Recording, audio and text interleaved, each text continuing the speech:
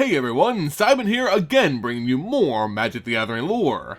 The mystery on Innistrad is deepening further. Blood-crazed angels, a destructive foe, and a missing, ancient and powerful vampire planeswalker. Last time we checked up on Jace Beleren, he had just first arrived on the Dark World in search of its self-proclaimed lord, Sorin Markov. He didn't find much help on this quest, even dropping in to see if an old friend could lend him a hand, the necromancer Liliana Vess. Liliana warned him of the danger he stirred just for seeking Sorin. To actually get an audience with the vampire planeswalker would certainly mean both of their deaths. Jace, as stubborn as ever, refused to let the matter settle, and decided to find clues at Sorin's ancestral home, Markov Manor, without Liliana's help. As the Mind Mage makes his way to the entrance of Markov Manor, he's pretty convinced Sorin isn't going to be home. Liliana was right. Sorin's bloodline, the Markov vampires, had banished him from his ancient seat. That, and the entire castle was in ruins. The manor must have been, at one point, a very impressive structure indeed. Jace could pinpoint where the buttresses and ramparts had once lined the outskirts of this magnificent Gothic palace. But now, those features hung precariously in midair, floating through some unnatural force. His mind went back to Zendikar, the world he had just helped save. The rubble floated just as the Hedrons had. Strange. Although fairly certain he wouldn't find Sorin here, Jace proceeded to jump the broken bridge into Markov Manor. Surely, he would find someone or something that can point him in the Planeswalker's direction. As he crossed, a vision, a thought, something invaded his mind. He saw Markov Manor as it had once been, full, complete, and not torn apart. With a blink, the vision faded, but the event put Jace on full alert. Being a mind mage and telepath, he knew almost everything there was to know about messing with people's heads. Someone was attacking his mind. He searched out to find the intruder with his magic, yet no one was even close. Stranger still, his mental barriers were fully intact, standing guard to protect his thoughts.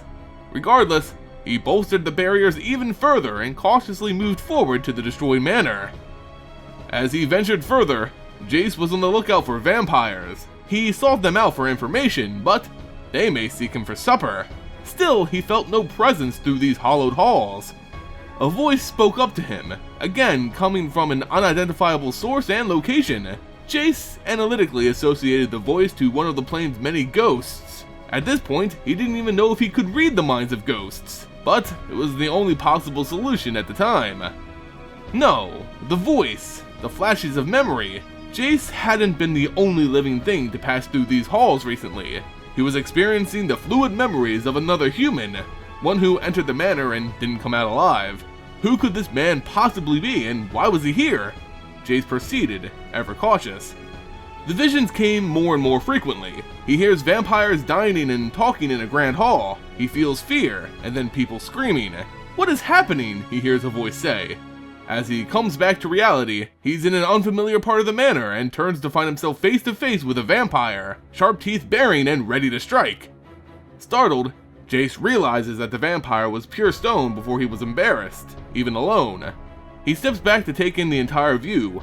Vampires, hundreds of them, all frozen in time.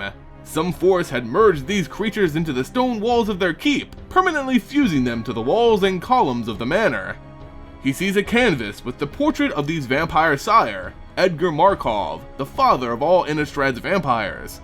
Another memory overtakes him, as the stony hands of the vampiric dead grasp and hold him down. Edgar Markov readies to drink from his blood. Another illusion, the dead man's memory perhaps. As he breaks the vision, he looks again to the vampires frozen in the walls. There's so many. Liliana was right. If he had come here alone, he would have surely died. But among the bloodsuckers stuck forever in their beloved manor, there existed one unlike them, a man. Jace had found the human whose memories were helping guide him through this mystery, a bearded man holding a journal. Jace took the book from his clenched arms. This dead man had been holding it towards his chest. It was wrapped in blue leather, held shut with red and green silk. It was strangely out of place here, not just a castle, but on this plane. Again, a memory from the man comes streaming through. A white-faced woman with lavender eyes leans forward, explaining her theory to him, something about what she calls cryptoliths. This isn't an attack, but a lingering thought. no intruder could be found. This man holding the book, dead among the undead, his name was Genric. He worked and studied with this white-faced woman, but there's no way he could comprehend who she really was. A moonfolk from the plane of Kamigawa, a planeswalker.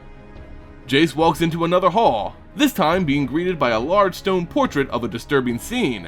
It was a group of people, much more human than vampire, huddled around a bound angel who fought to free herself. A larger figure appeared behind the angelic being, brandishing a knife, poised to open her veins. It was some kind of ritual. If the man with the knife was Edgar Markov, was Jace perhaps witnessing the birth of vampires on Innistrad? The knife slashes and silver blood pours from the angel. The group gathers to drink, but Edgar takes the first drops. He fills his goblet with the holy blood and proceeds to drink, while the other 12 take their turns afterwards. The life slowly drains from the angel as new life enters the perpetrators of this crime. Again, this was a vision, and again, the figures which before seemed so real return to their stony shapes. The journal! He had almost forgotten about the book. Surely, it would have answers. Quickly looking through the pages, he found schematic drawings of the cryptoliths, accompanied by theories. But that's all they were, just theories. He found pages describing the angel Avacyn, the leader of angels on Innistrad. The author made it a point to be very clear. Sorin created Avacyn.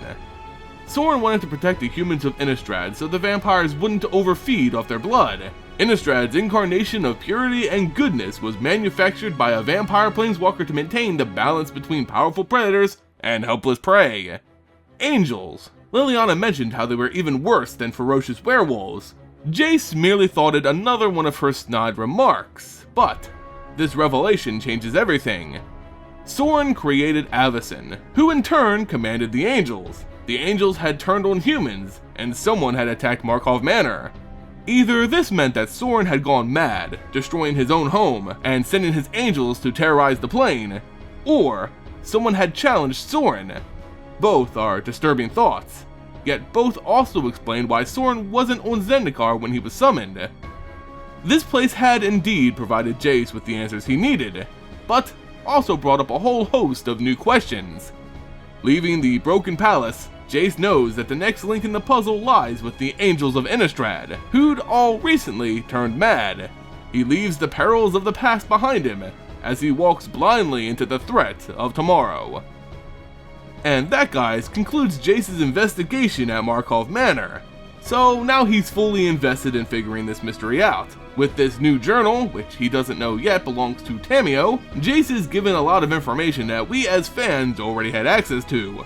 It's good to see this character finally caught up. What's really interesting is the ritual which birthed the vampiric race. If it's true, then it's some awesome new information. Regardless, Jace looks towards the corrupted angels as the next piece in the puzzle. I don't know how Avacyn will fare his intrusion, but if I had to guess, I'd say unfavorably. But what do you guys think will happen when Jace finally meets Avacyn? Let me know your thoughts in the comments below. Anyway guys, that's gonna do it for this video. If you liked it, consider giving it a thumbs up and subbing to the channel. It goes a long way in supporting future content. You can also support this channel by following me on social media and checking out my sponsors over at abugames.com. If you want to continue your support of the Vorthos army, consider becoming a patron on Patreon. Every month you're entered to win prizes, from cards to entire booster boxes. Check it out, you can find the link in the description below. As always guys, thank you all so much for watching, and I'll see you next time.